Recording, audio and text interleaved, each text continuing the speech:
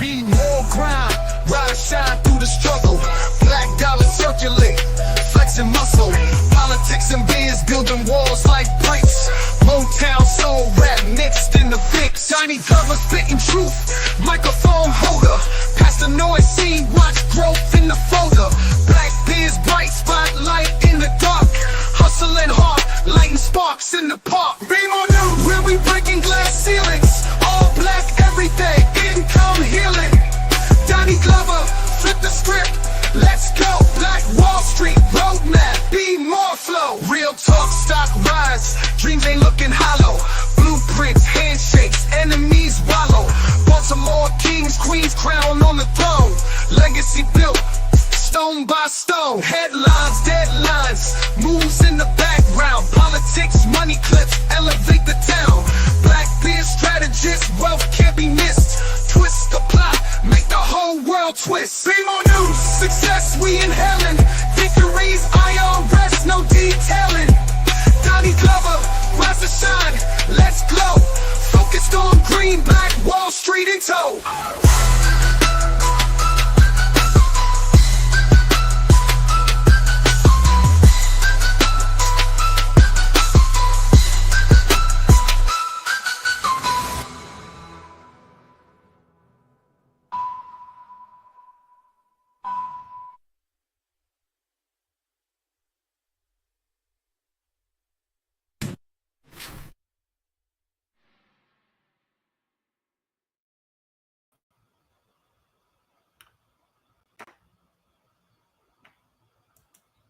First name's Donnie, last name's Glover, in it to win it for the long haul, baby.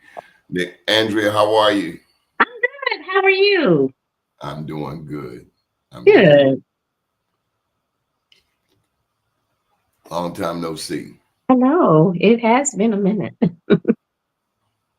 So I need to bring you up to speed on what we've been talking about on this show as of late. Okay. So, one, is great to have you. Thank you for agreeing to be on.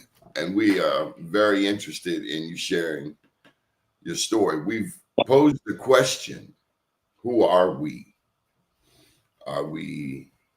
We're titled as African Americans,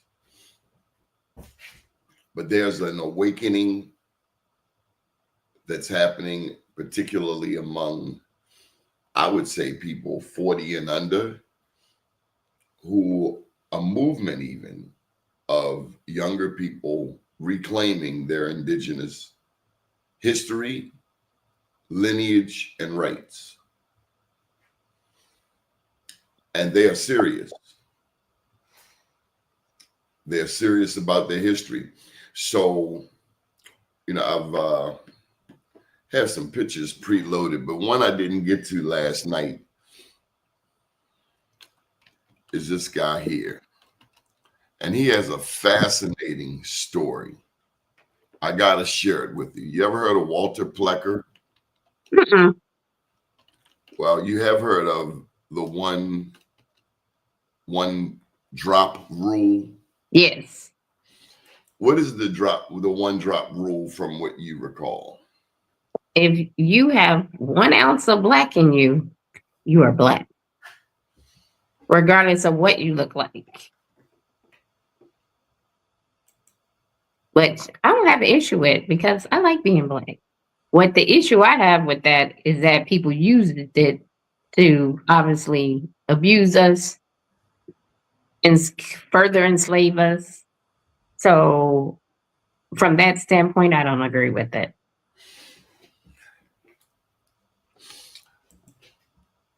Those are valid points. Those are valid points. I wanted to share, I did a little research on this guy. One drop rule.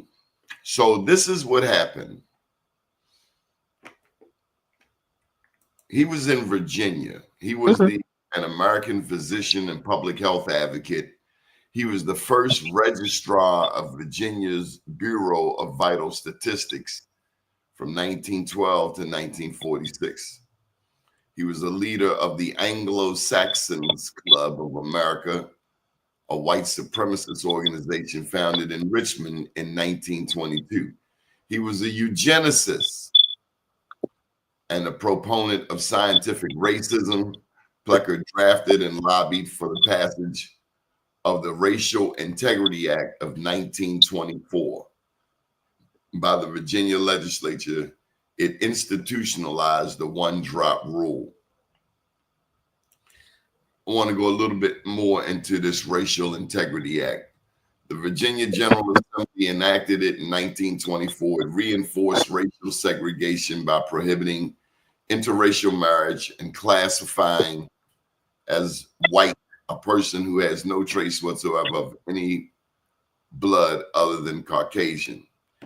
The act, an outgrowth of the eugenicist and scientific racist ideology widespread at the time, was pushed by Walter Plecker, a staunch advocate. So in short, there were people who were Native American who got reclassified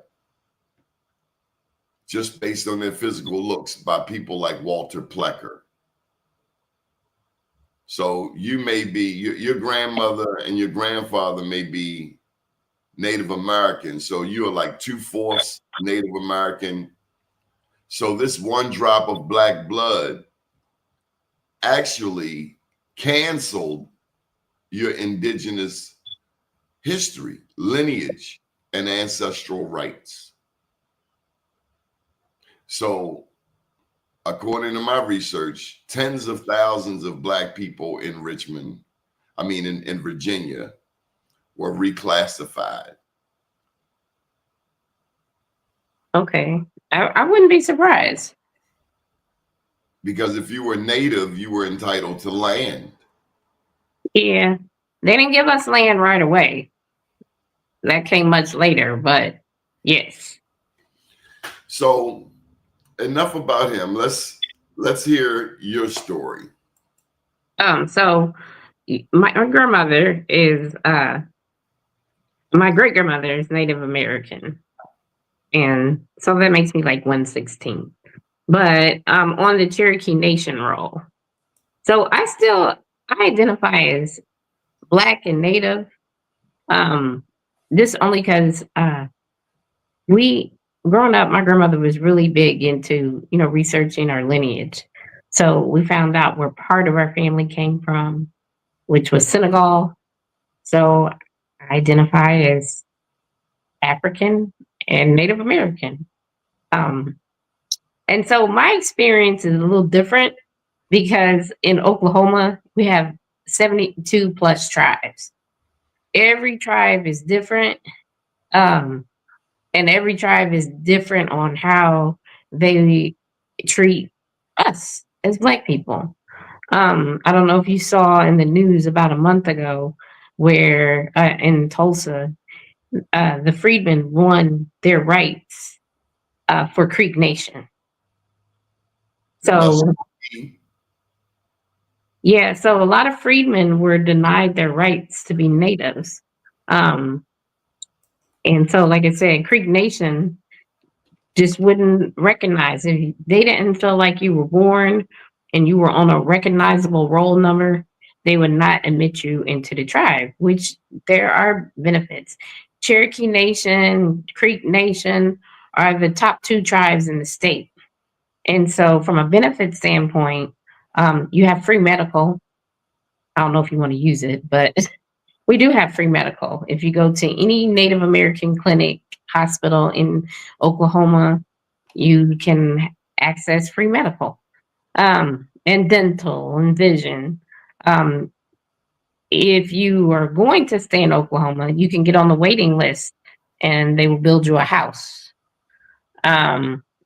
Also, if you attend college in Oklahoma or a state that offers Native tribal reciprocity, you can attend for a very discounted rate, sometimes free, depending on the cost of the tuition. And then just coming together. So, like I said, growing up Cherokee Nation, I didn't deal with any racism from the tribe. The racism I dealt with was from white folks in school. Because at that I'm in my 50s, and at that time, we had all those Hell, cowboy movies. I thought you was like 25. Oh my God, you got jokes. I'm a whole grandmother. Yeah, but yeah, so a lot of teachers, when I first entered school, would say like, "Oh, you're Native American, you're a bad human, you come from generations of bad humans because they're murderers." And so so for a lot of years, I just wouldn't share it with in school, um, that I was Native American. And some of my friends dealt with that too in the elementary school and middle school. Um, You were but they were almost shaming you or trying to shame you. oh yeah, uh, like I said, within the tribe, we didn't deal with that. It was a very welcoming space, a loving space, and you'd go to powwows. We had field trips. Like it was fun. But going to school and white folks putting their spin, unsolicited spin, um, you question your identity. For a lot of years, I was like, I'm a bad person, and I didn't. I should have told my grandmother, or my mother, but I didn't. So let's unpack that a little bit. When you think about Indian territory, and I wrote this is my second book, I Am Black Wall Street, came out in 2021, 100 Mhm. years after the destruction of Tulsa. And I learned that those first people in Oklahoma came by way of the Trail of Tears out of Florida around 1843, led by Chief John Horse. Yeah, so like I said, in Oklahoma, we have 72 plus tribes. And so they came from Florida, they came from here, they came from all over. So I guess I can't name all the tribes, but there's quite a few. From Sallisaw, Osage, Comanche, Oswego tribe. Um, and so here in our city, a lot of streets ironically, have Native American names. Um, but yeah, so Sequoia, Powhatan, Patapsco. Iroquois, and matter of fact, Oswego over in Park Heights. I gotta ask you this: growing up in Oklahoma, how far were you from Black Wall Street, from Greenwood in Tulsa? Uh, not very far. So I lived in Oklahoma City, but most weekends, spring break, summers, I'll go to Tulsa to visit my aunt. So it was like I had two homes. And matter of fact, my ex's family is one of the few black businesses still there on Greenwood. They have I think they're the 10th oldest black newspaper in the country, the Oklahoma Eagle. And You so need to get in touch with them. I need to have them on this show. you can. We must have them on the show. We love Yeah. black newspapers. Yes, you can have them. You can also talk to quite a few people about their experience with this latest judgment for the Freedmen tribes. There's a lot of black and natives in Oklahoma. So I'm going somewhere with this. Uh-huh.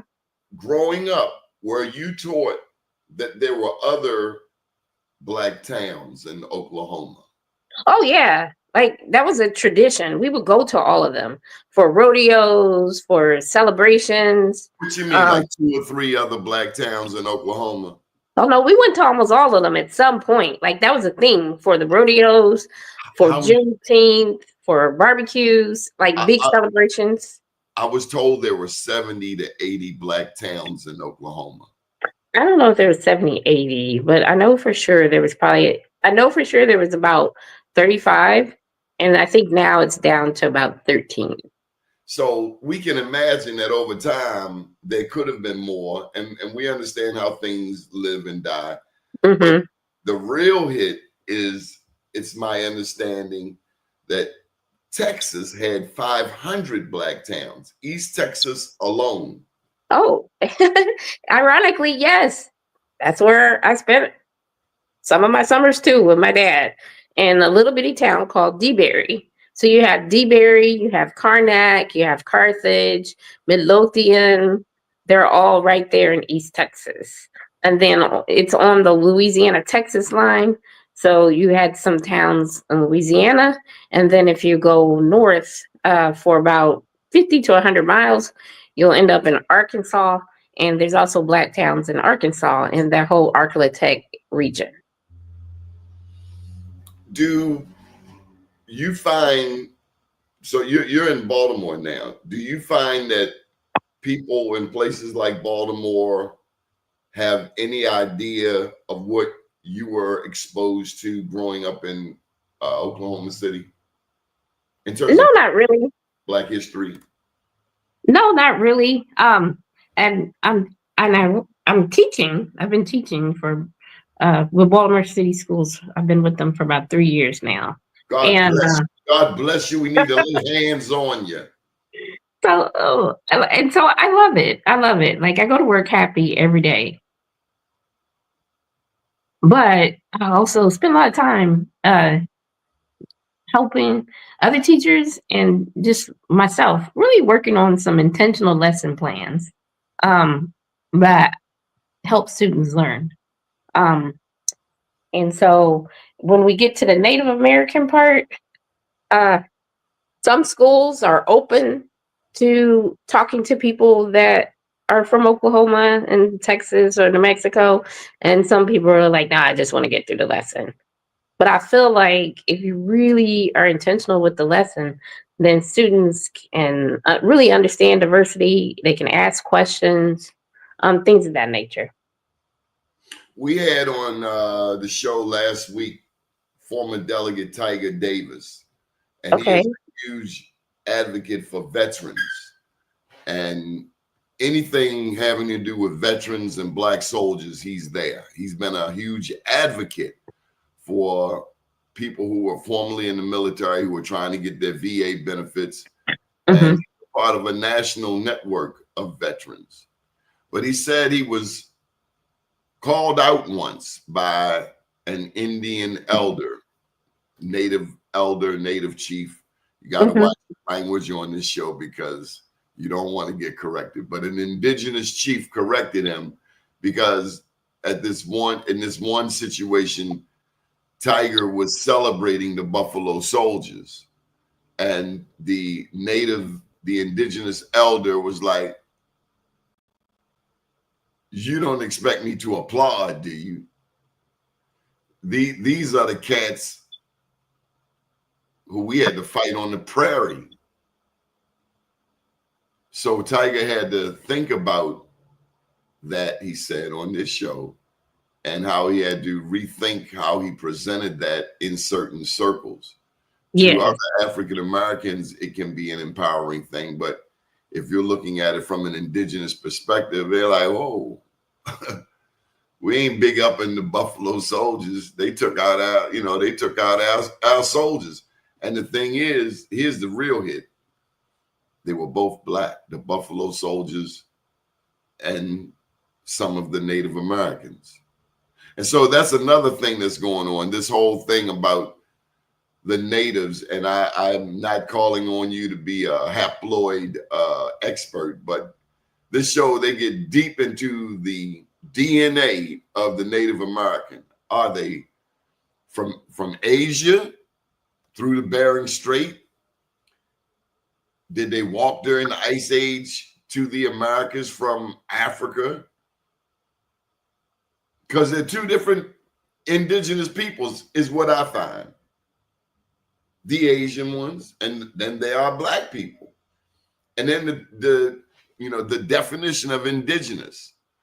We think in 2025 terms, based on what we see,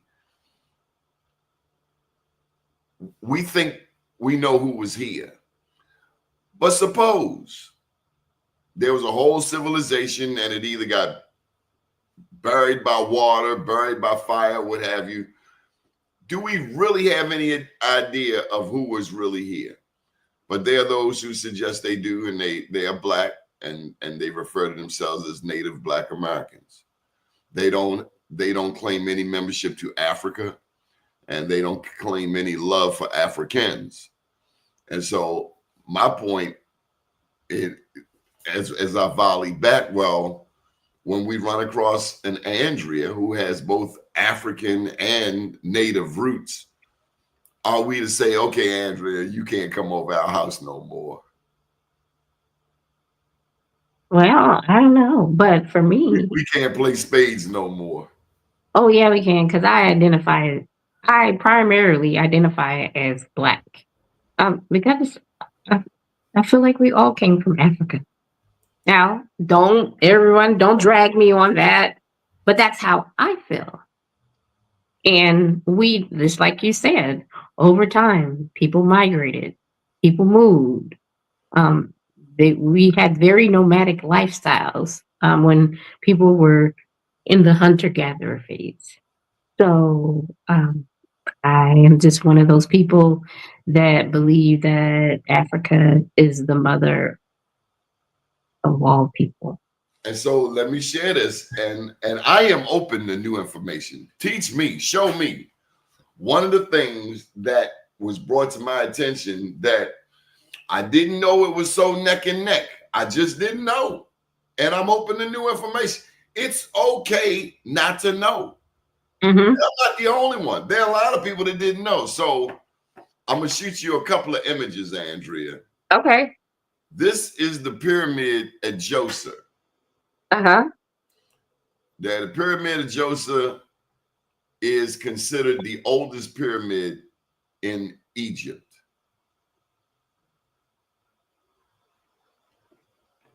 Now, I ran across, now, did you know that there are more pyramids in the Americas than in Africa? No, I didn't know that. I didn't either. Wow. May have heard it, never really paid attention to it. That's the thing. By the time you get 60, there are things you remember, things you don't remember. But one thing I do remember is my father telling me his grandmother was Blackfoot Indian. And so I'm really grateful for the people who are watching the show, because like you, like me, we're not the only one with indigenous roots. And I tell you, in a conversation with Paige Hurd, the actress, DMX's goddaughter, she talked about being shamed that she's Black and Latino. And then she mentioned being Latino around her Black friends, there was a shame. And maybe, I don't really remember if it was the same with her Latino friends, if they felt a certain way about the Black. But long story short, you're right. We all here. It's a melting pot. We all have our histories. We raise the question, are we Moors, Hebrews, or Native American? A combination of all three. What are we? And when we find out who we are, then what? Then what do we do? Because when the police pull over a car full of Black people, they're not checking for what tribe you're from. Oh, no. And in Oklahoma, if you had tribal plates, oh, that's a quick red flag for racial profiling. Because we get car tags for $15. So I showed you this pyramid in Djoser. Now let me show you this one in the Americas. This is called Corral. This is in Peru. Did you ever seen this before? Is that near like Machu Picchu? Because I've seen the part of Machu Picchu, but I don't know if I've seen that one in particular. Yep, this is called Corral. And then this next one, I mean, the history we don't know. We do a lot of traveling. This is also South America, and this is humongous. Oh, okay. Now I have seen that one. And you know, South America had a lot of Native American tribes.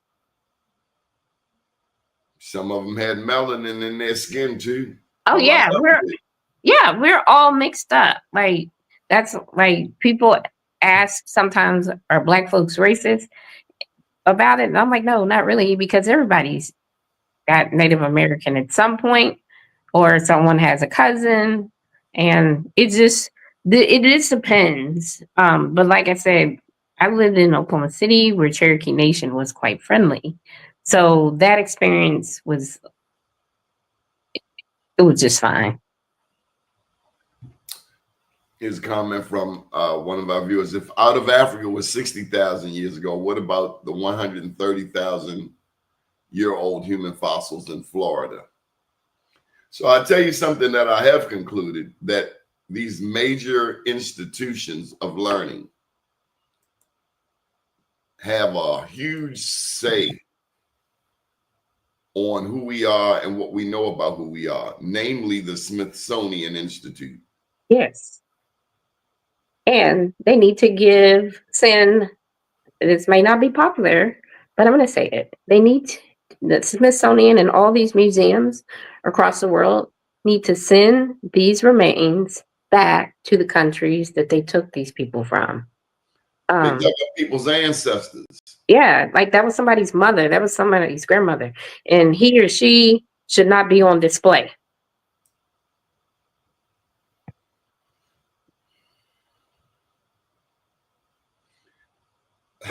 CRU saying we have the largest and the oldest. So this is new to me, an Americentric perspective. You've heard of an Afrocentric perspective with Africa as the central focus. Well, unbeknownst to me, and now I can say I know about it, an Americentric view. It dismisses the Jews, the Hebrews, the Moors. It's saying it all started, life started here. This is the Garden of Eden. I mean, people are entitled to that view. I don't necessarily agree with it. I do feel like life has been everywhere. Because like I said, people are nomadic. In modern days, modern times now, you have people that work remote and they're digital nomads. You know, I've moved around a lot. You could say that I was nomadic because I've lived in 17 states and 4 countries. So, Afghanistan, Iraq, Panama, and oh God, I can't talk. No, not Puerto Rico. Wait a minute. Let me see. Afghanistan, Iraq. Oh, Kuwait. Was that military? No, I wasn't military. I worked during the summers. My kids would go with their dad.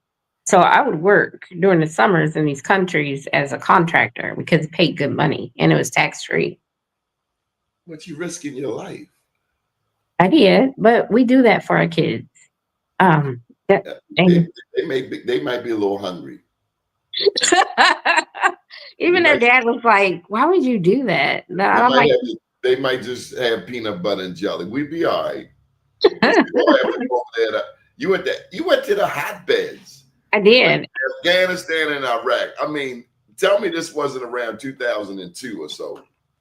It was around 2007 and 2008. Now, when I was, yeah, it was. Now, when I went to Panama, that was just to go to see what it was like after college. But yeah, I went there. It was not easy. You were in a kidnap zone, weren't you? Well, so in Iraq, the compound where everybody was housed was Saddam Hussein's old castle. And so they turned it into a compound. And, you know, over there, we're not under American law. And so you have people from all over the world as contractors. And so you have like 10,000 men and maybe 1,000 women. So just from a safety standpoint, now some people go over as couples. That's what I did. So I was okay. But yeah, I mean, it's a big risk. And when you go to Afghanistan, they don't always tell you the truth. So I was with Halliburton. And so they said we were going to one location in Kandahar. And then we ended up going out in the middle of the desert. We didn't even know where we were. And so, you know, in that, you know, they're throwing bombs at the bus and I saw the movie. I got it upstairs, Kandahar. Yeah, so we didn't go to Kandahar. We went through Kandahar, but we didn't stay like they had promised. So you were strapped. We were basically stranded in the desert. You were strapped. No, we don't have a gun, fortunately. So I got to be strapped. Come on. let me tell you, I did my 3 months and I got up out of there. And I was like, this is not for me. I'm not coming back again another summer. Was it worth it? It was worth it, but that, like I said, it was. God, lady, I didn't know you was G.I. Jane. That's why I joke with my kids. I'm like, don't you act a fool, because I didn't sacrifice my life for you.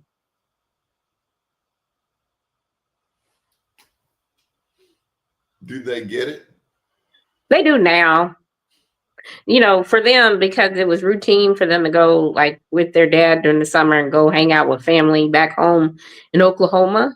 They were just like, oh, hey, you know, we're just back home and mama's just working. Oh, mama's in a war zone. Where's your book? I don't know. I never thought about writing one.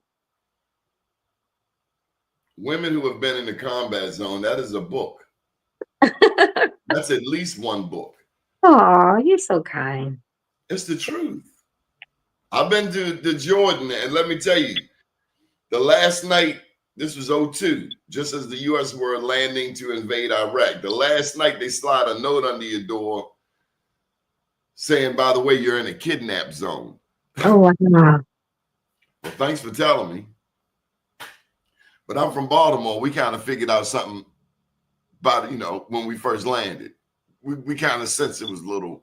Right. That's what I tell people all the time, because I hear people say, oh, I don't mess with Africa. I don't deal with Africa. It's crazy. I'm like, you live in Baltimore. You can handle crazy. And it ain't even, I tell them, it ain't even that crazy in some places.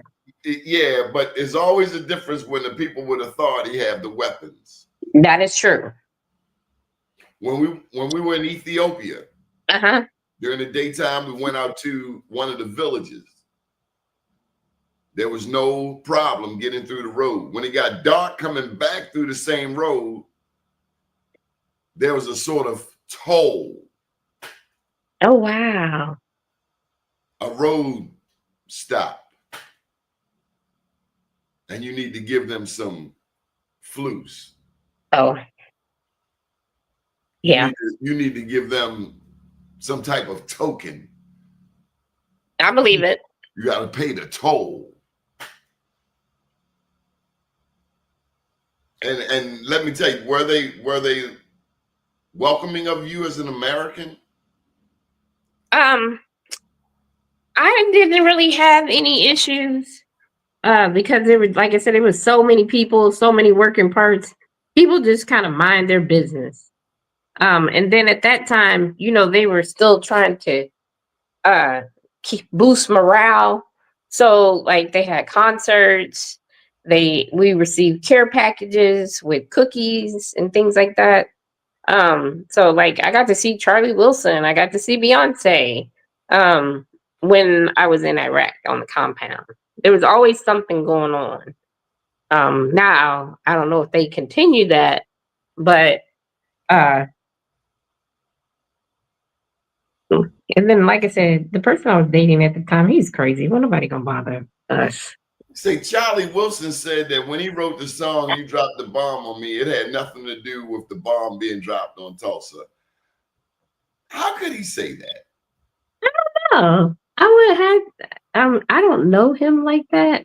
Like, but I've met him. See him, ask him. I mean, because even if it wasn't about Tulsa's Black Wall Street, it damn sure is very fitting. I mean, you're right. I never even thought about it from that perspective. I don't think any of us had. I always thought it was about Tulsa, but he denies it. No, we just thought it was a dance song. He from Gap. He from Greenwood, Arch and Pine. It's Black Wall Street. Who else says they dropped the bomb on me? Who else did they drop a bomb on except Move in Philadelphia? That Black is true. Like I said, I never thought about it from that perspective. people. Let's get to some of these comments. Anything else that you'd like to share about your indigeneity?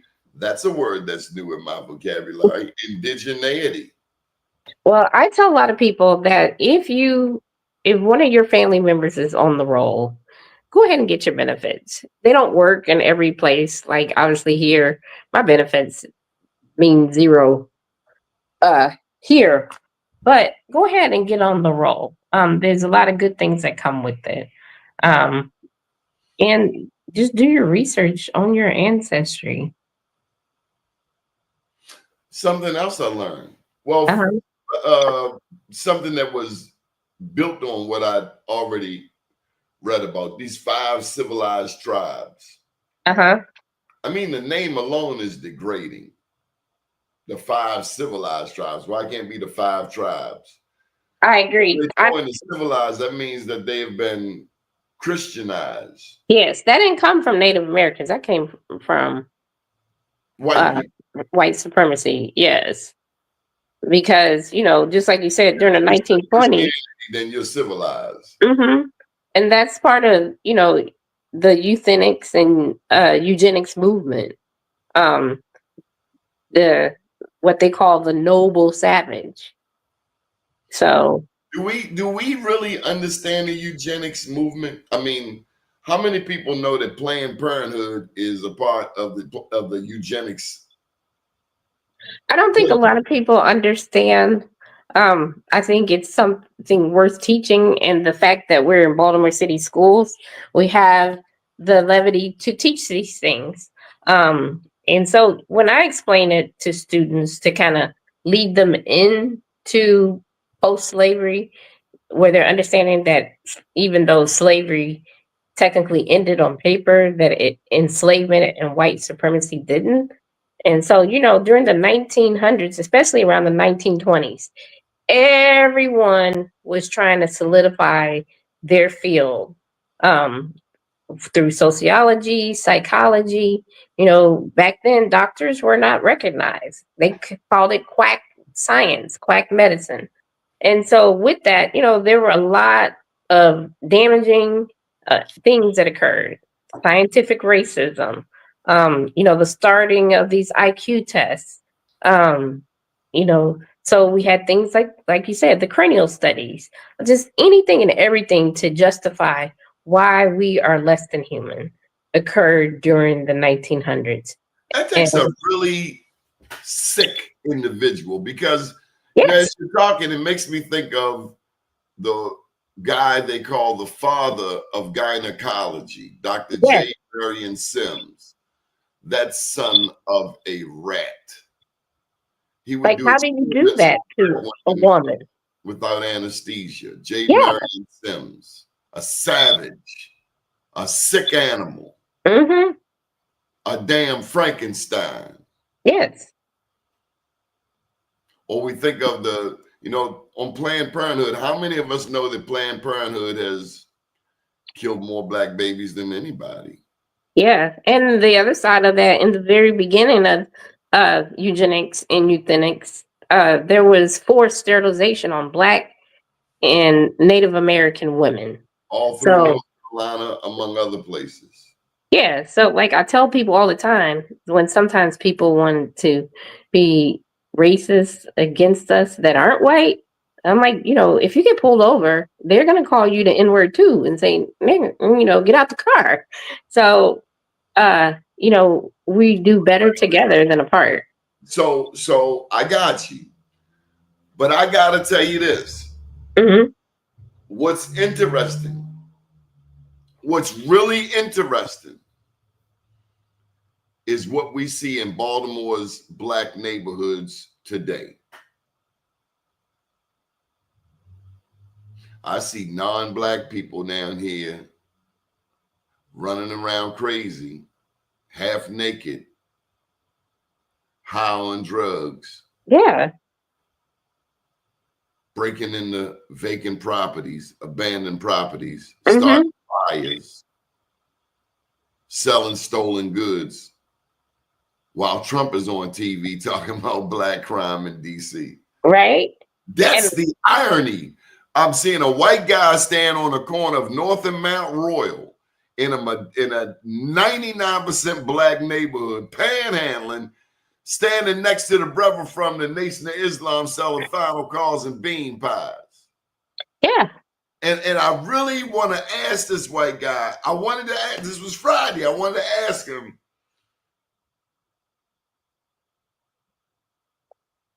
but I didn't. But I thought it. Don't you have a lot of gall down here panhandling off of black people while there are people like the president painting a picture of black America a certain way? You bring the police, the National Guard to DC, but you didn't on January 6th. Yep. And that's the judgmental piece that comes along with this American entitlement.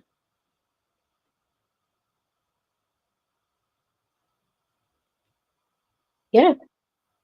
And that's the hard part, because the oppressors are the ones that control everything, the military. So this white lady is in my alley, me calling me an effing N-word because I tell her she got to get out the alley. But even though she's eating off the ground, she still has the mindset to speak to me as if she is superior or something. Wow. That's the insidious nature of the racism, like this guy, Walter Plecker.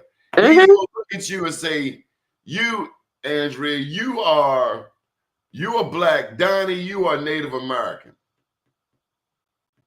I don't know if it's based on complexion, texture of hair, because as we know, a Native American can look like anything from very dark to very light.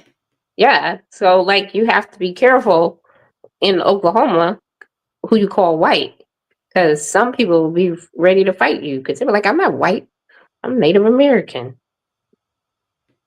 And then there's those people who paid $5 to get their name on the roll. Oh, that part. So, our governor changed the requirements so anyone can be on the roll, and he did it so he could be on the roll. Good for him. Is he black? No, he's white and racist. It's one of Trump's really good friends. Only Maryland's got the black governor. Tell me about it. He's a Republican? Oh, yeah. Like I said, him and Trump are buddies. Did Trump bring attention to Black Wall Street during his visit to Oklahoma, you think? So, he tried to do his visit during the 100-year celebration or memorial. And so that was intentional. He knew the date. The only thing, that visit failed miserably. Because you remember, they thought they were sold out and they only had one section of people. They had less than 3,000 people. But yeah, it was intentional. Do people in Oklahoma fight to be on the DAWS roll? Do they fight to be registered as a Native American? Guess I should DAWS roll. Well, so right now, like I said, a month ago, they granted freedmen their rights. So it has been a fight. If you were not on the roll, it's very difficult at times to prove that you're on the roll. And even when you have the proof, depending on the tribe, because each tribe is different. I had no idea that Creek Nation was that racist. I've worked for Creek Nation and had a good experience, but I had no idea that my friends that were black were going through that until a few years ago. What'd they go through? Being denied, even though they had the documentation, they were denied. I remember after this last election, a black lady put a post up. She said, don't ask us to support SHIT. We supported every cause out there. But whenever we get up here, and they were mad that Kamala didn't get more support. But her point was, don't ask us to support anything, Because everything we go and support, after you people get, I said it, after you people get what you go for, then you kick black people to the curb. Mm-hmm. I've heard this in the LGBTQ community. I've heard it in the political community. We see it here in Baltimore. Yes, I'm all day one every day. Democrat, but I'm not a proud Democrat. I'm a proud person, but I can't say I love this Democratic Party in Maryland. They gave me a new football stadium, a new baseball stadium, but I got schools with no air and no heat after they done got $15 billion through the Maryland State Lottery. I'm not proud of that BS. Yeah. We have failed the generation behind us. We have no excuse. Got a black governor, largest black caucus, black state senators like never before. I think it's outrageous. I think it's embarrassing. I think they all should pack up and quit. You know my struggle, that if you are not in the inner circle, it is very difficult to navigate like career and things like that here. And ironically, in places like Texas, Oklahoma, places that are kind of borderline, that are really racist, you can still navigate career. You can still make money for your family. And so I don't understand. That's the one thing I don't understand. And a lot of people have shared that sentiment, that why do we have all these hierarchies and cliques when we are all in this together trying to make it? That's what you say, but people say they black for convenience. Baltimore still struggles, and I'm going to say it right here on this show. Baltimore still struggles with the paper bag test. You feel like that? Damn right. Oh, wow. Believe it or not, we're still segregated amongst ourselves. Inter-racism is one thing. It's one thing a racist calling you the N-word. What's worse, what's even more diabolical, is when we discriminate against another black person. Either they're too dark, or they don't come from your part of town. Yeah. Or maybe they're not in your social club. A cat called me Boule. What? Yeah. I didn't call you that. Right here on this show, I'm Boule. I'm from North Avenue. You better check my resume. Not that I have a problem with being a part of Boule, but there is this stigma. And not everybody gets it. If you have been fortunate enough to go to college, then like Dr. Carter G. Woodson said, go get that knowledge and bring it back to the community and help build our businesses, help build our institutions. That's what Carter G. Woodson said. He said, we're the only ones who send our children to school to come out and work for somebody else.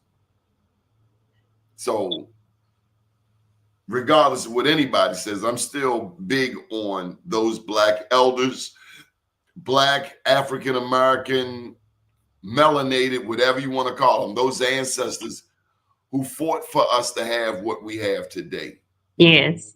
And many of them did fight. There's a certain demographic that thinks our people didn't fight. They clearly just don't know the whole story. If they knew the whole story of Nat Turner, they would know we did stand up and fight. If they would know about the many slave insurrections in places like Louisiana, where those who lost, the victims during that massacre, their heads were chopped off and placed on spikes all the way to the town of Louisiana. So when I hear people saying that we didn't stand up, clearly they don't know about Zumbi in Brazil, King Baiano, King Miguel, Denmark Vesey, Toussaint Louverture, Jean-Jacques Dessalines, Henry Christophe, Nanny the Maroon Queen, and countless others who fought and died, who gave their lives. Even a white man who died to end slavery, i.e. John Brown. Mm-hmm.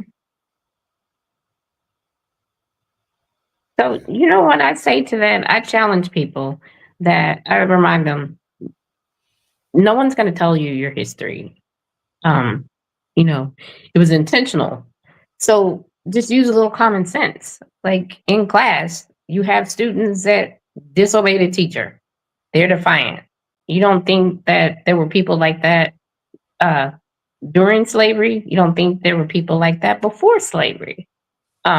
So I explained to them the things that we do is nothing new. These things have been done for before. The only difference is their history is documented and ours is not. Good deal. So I'm just going to share a little bit more of these comments. Anything else you'd like to share? Ray tells me that he's indigenous. Is that true? I don't know, but he definitely loves indigenous culture. He's gone to Oklahoma with me a couple times, and met a couple of tribal leaders on some public policy they were working on. Did he get the cowboy boots? He did not get the cowboy boots, but Did he he did. Did he get a hat? He did not get a hat, but he got a lot of shirts.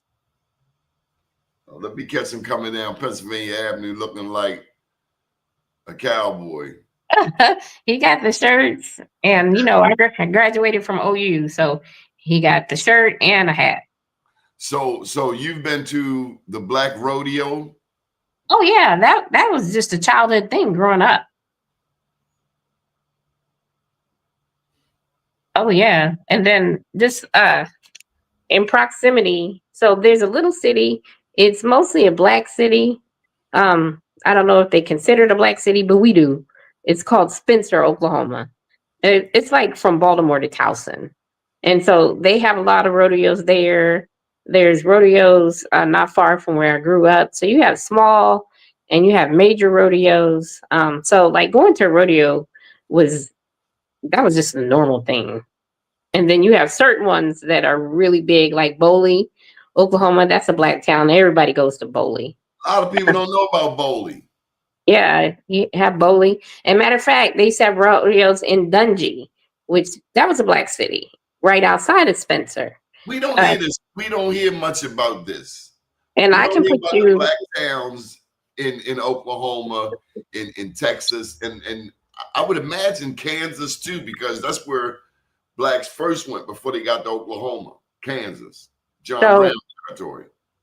We used to, I don't know if they still do it. They used to do the library used to put on a tour for free. You could go to the black towns. It was 13 towns that you would go to in a week. Wow. Mm-hmm. What does that do? What does that do for little black kids?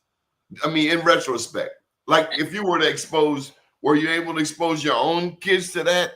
Oh yeah, but so let me tell you the other side of interracism is people love saying, "Oh, you so country," like it's a bad thing.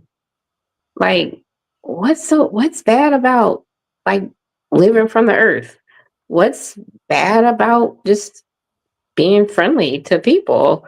Like, so we put all these hierarchies in place for just normal life experiences, instead of people saying, "Hey, what was that like?" So for us, that's just a normal thing, childhood thing. You are going to go to a rodeo at some point. Um, Usually, you're going to go to at least 3, sometimes more, but someone in the family and usually has a cousin that is in the rodeo. Like I had cousins that were bull riders, so I always went to the rodeo until I moved from Oklahoma. Got your home girl here. You ever heard of Eufaula? Oh yeah, I've been at Eufaula a lot of times. Yeah, right outside of Eufaula is a Native American clinic. Really nice complex. And they are welcoming the black Native black Americans. Okay. So the people in general, yeah, the police and highway patrol, no. And you'll get some weirdo in a truck in boots and a hat talking about I'm the police. So this is why I live here. Like, I get we have issues with BPD, but when I tell you the issues of Oklahoma police far surpass the issues of BPD. And that's another reason why I would never go back to live. Damn.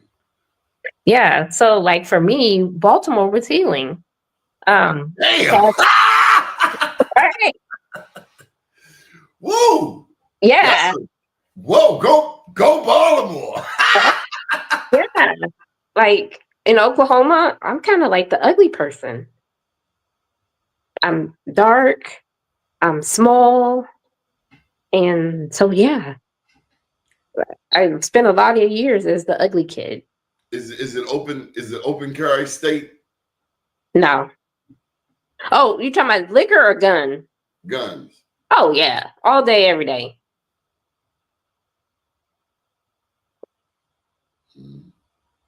Yeah, and then that's another thing you grow up with. Like you just automatically grow up with a gun. Girls, boys. Now this generation, no, because they don't do nothing but text. But growing up, yeah, like that was like a rite of passage to get your first BB gun.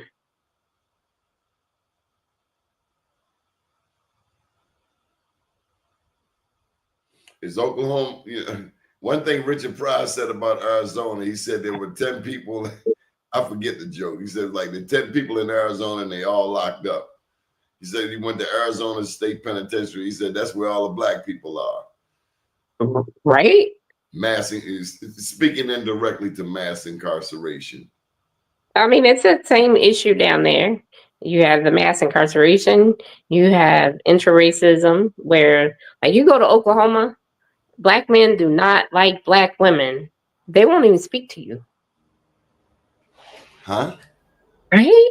So when I go home to visit my grandkids, I spend all my time with them, check on my daughter, and then I'm like, I'm out.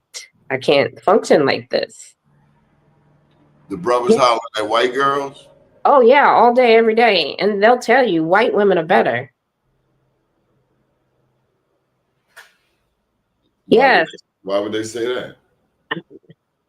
That's just how they're raised. There was a big deal about color, you know. And so, I dealt with it. Me and some of my friends, we dealt with it pretty hard. And like in college, I pledged AKA. And a lot of people were like, they accepted you? Why wouldn't they?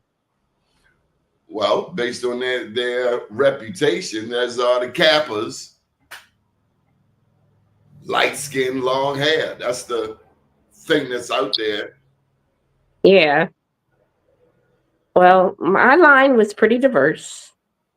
But yeah, like my line sisters, it was dark. Complexion didn't matter in my house. You had to do your daggone work. Right? So that was one thing that I loved. Like that weight of color, just black men speaking, like that weight was gone when I moved to Baltimore. Speaking to you. The brothers here speak, but back home, no. At back home, maybe they don't like sisters. Maybe they don't like women at all. Some of them might not, but yeah, they do not like black women. Like my son goes to college down there, and they give him a hard time because his girlfriend is black. And they're like, why would you date a black girl? And he's like, duh, why would I not? Yeah. Who do you learn it from?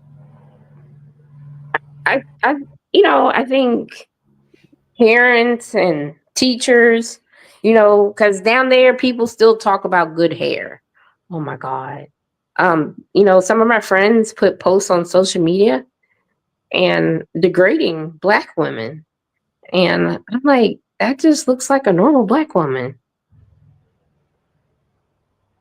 Self-hate is real. Louis Farrakhan talked about it. If I remember nothing from the Million Man March, I remember that speech of Willie Lynch, divide and conquer. Yes. Light skin, dark skin, east side, west side, AKA Delta, Kappa, Omega, old, young, male, female, Jamaica, Puerto Rico, Dominican, Honduras, one difference, one stop away from the same daggone thing. We got to come together. And that's what this show is about. We want to unearth these stories. We thank you for sharing your story because it's a story that we don't have often enough. And I do apologize to my audience for getting sidetracked from people who want us to stay divided. I don't want us to stay divided. Okay. Well, I'm going to give you a term. And so if you go to Oklahoma and you run into a Cherokee, it's OCO. OCO. That's high.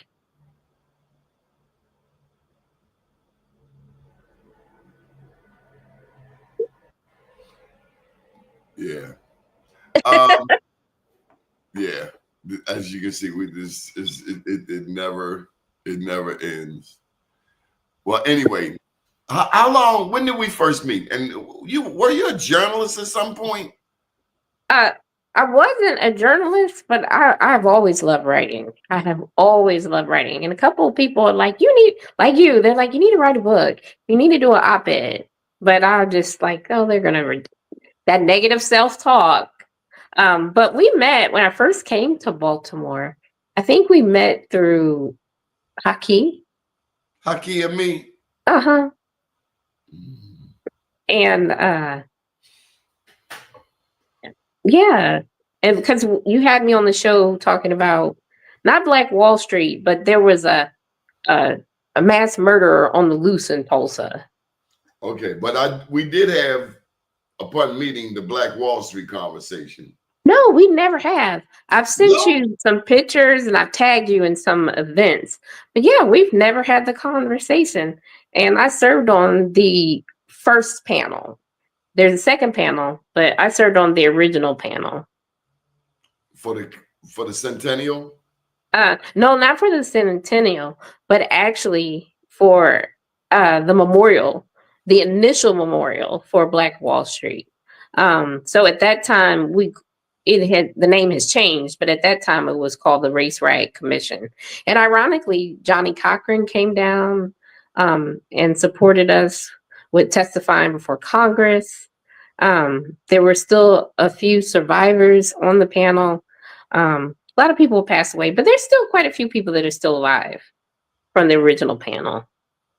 Well, I can tell you, I know that there are 3 official Black Wall Streets, not just in Tulsa. Tulsa's Greenwood is one. Mm-hmm. The other 2 being Durham, North Carolina, and Richmond, Virginia. Yes. But unbeknownst to a lot of us, Oklahoma had it going on. Oil. Once they founded the oil, Sarah Rector, the richest Black girl who ever lived.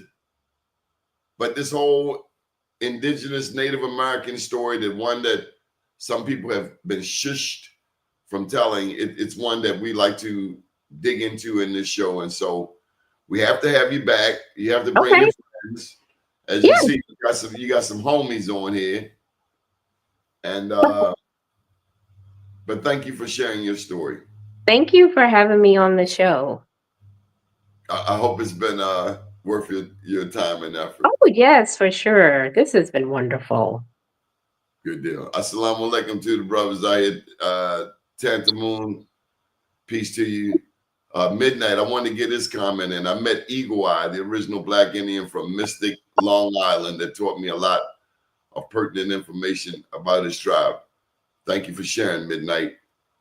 This is from Pan Africa. The Shinnecock Indian Nation is one of the oldest self-governing tribes in the state of New York, the Shinnecock.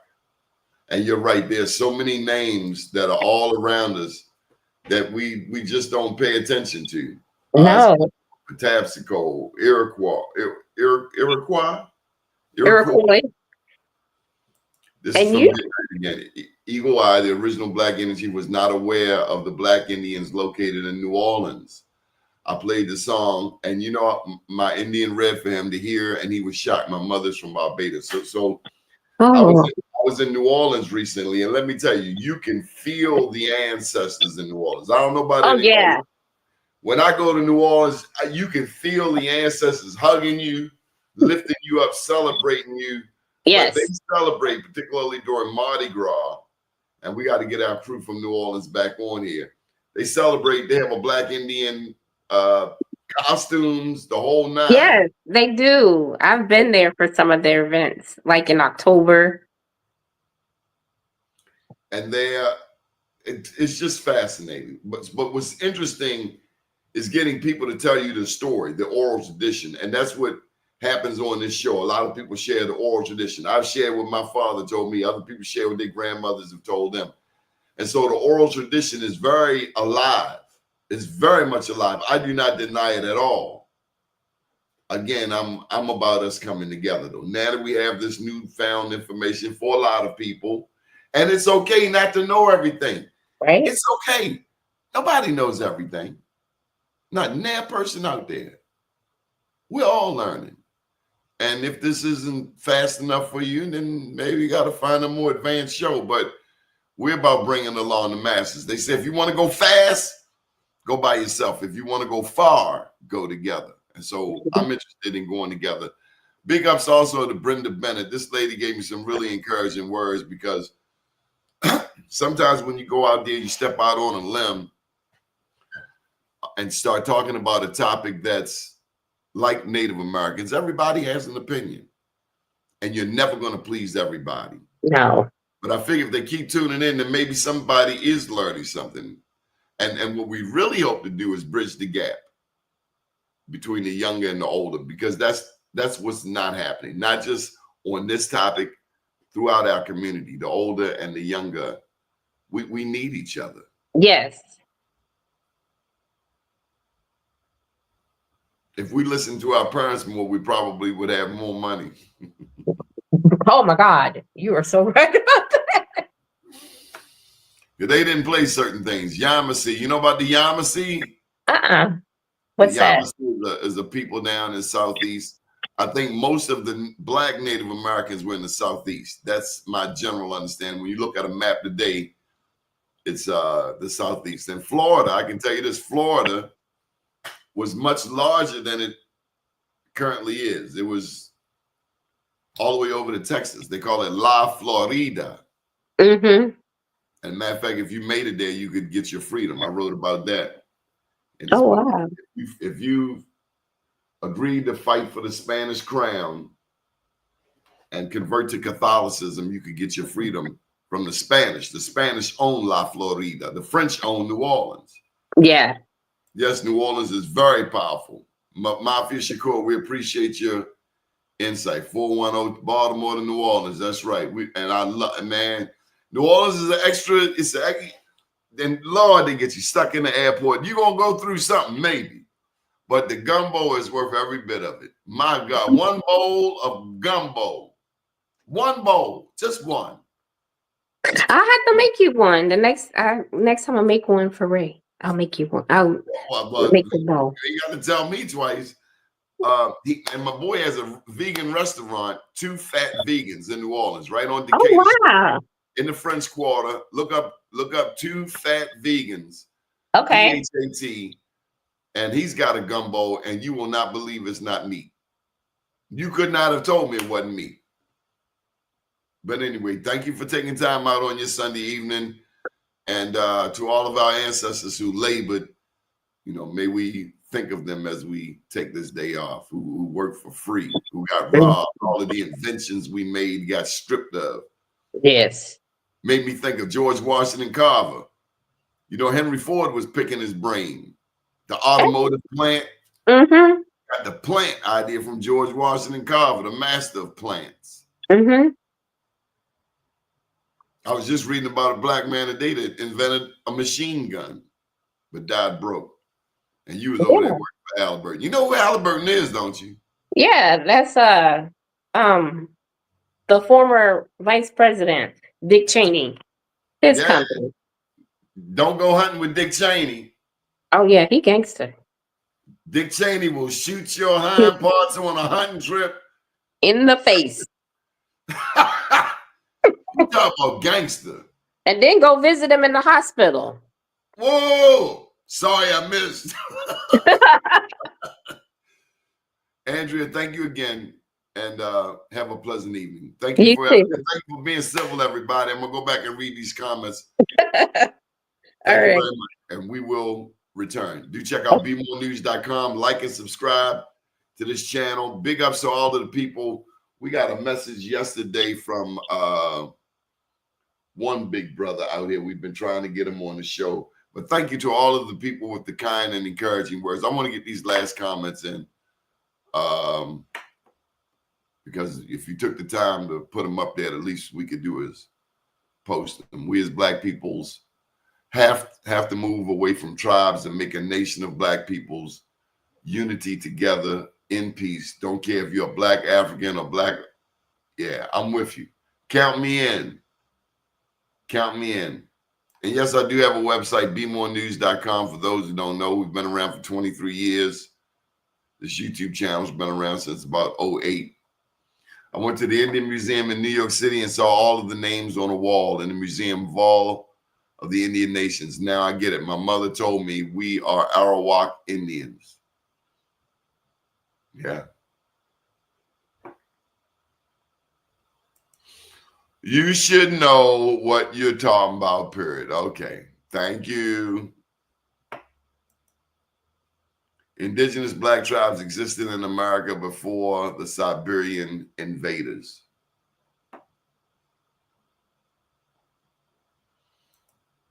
Okay, thank you. We're all learning big facts. We are all learning, Mafia. We are all learning. Absolutely. I'm just going to ignore my man here because he just want to stay over there. Choctaw on my mother's side. Big up to the Choctaw. Everything Mad Dog say is just the negative side. Is there any positive side? I mean, he's just hating to be hating. Okay. Do we hate everybody? Yamasee were slavers. That's the first I've heard of that. Up until now, all I've heard were just about them, essentially. I didn't know that they took a side, and so the Yamasee were slavers. The Yamasee were slavers. All Yamasee were slavers?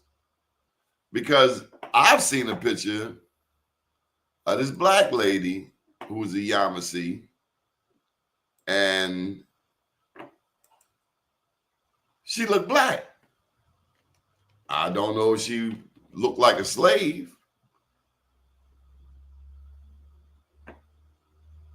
No, that's not it.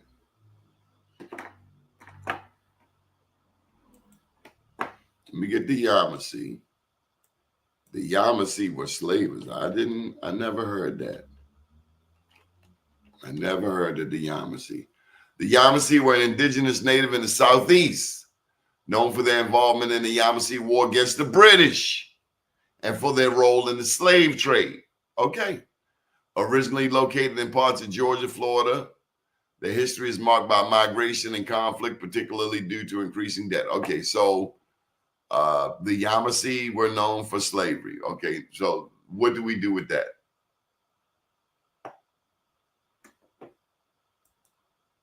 And there were blacks in Africa who were selling blacks. There were blacks here who got their freedom and ended up owning slaves. What's your point?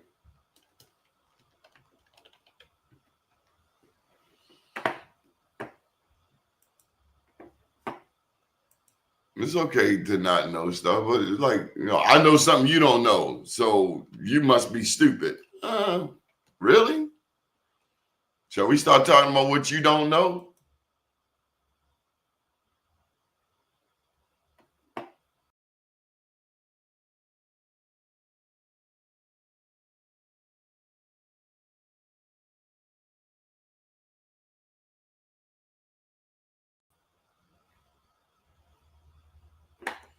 Anyway, thank you for joining us, everyone. Good evening, world.